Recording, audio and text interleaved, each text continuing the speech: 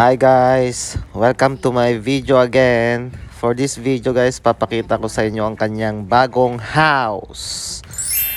Pinagawa ko dyan sa aking katropa sa may bayan. Mga 5,000 pesos lang yan. Solidong solido guys. Yan stainless. Ang gandang pagkakagawa. Special daw yan kasi special request. Special child din daw kasi ako.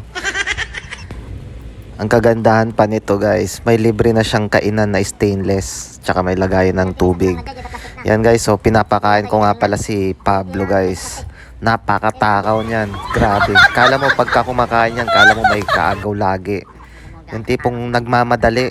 Kala mo may mga 10 aso siyang kaagaw. Ganyan yan tingnan mo. Rinaratrat niya ng nararatrat yung kainan niya. Kulang na lang mabutas yung kanyang kainan guys. At guys, bigyan ko lang kayo ng konting idea regarding dito sa Bull Terrier. Ito nga palang Bull Terrier guys, passionate yan sa may-ari. At saka napakaligalig niyan guys. Kaya dapat yan, araw-araw pinapasyal. Parang ine-exercise para mabawasan yung kanyang ligalig guys. Kasi talagang itong aso na to kung sabihin na natin nagala, kumbaga sa tao napakagala. Tapos ito, napakalambing yan sa amo guys. Parang talagang kung gusto mong aso na magliligtas talaga sa'yo sa parang patayan pangpatayan to. Kaya nga pangalan nito Pablo Parang drug lord lang Yan yung isa na nagustuhan ko sa aso na to guys. Tsaka pwede to pang laro rin sa mga bata.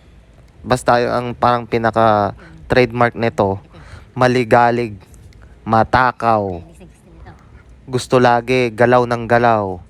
Kaya bagay na bagay sa mga batang malilikot yan kasama niya. Yan sinasabi ko yan ng pagkain. Favorite niya yan guys. Ang tingin niya dyan parang KitKat Yan tingnan mo. Sige, subukan mong kunin. Hola.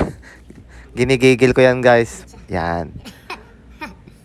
Paborito niya yan guys. Kahit magpakamatay yan.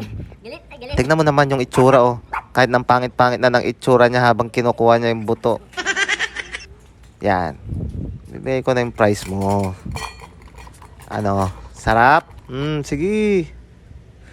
Yun lang guys. Follow nyo naman ako. Subscribe. Tsaka pa-like na lang din para makabuo tayo ng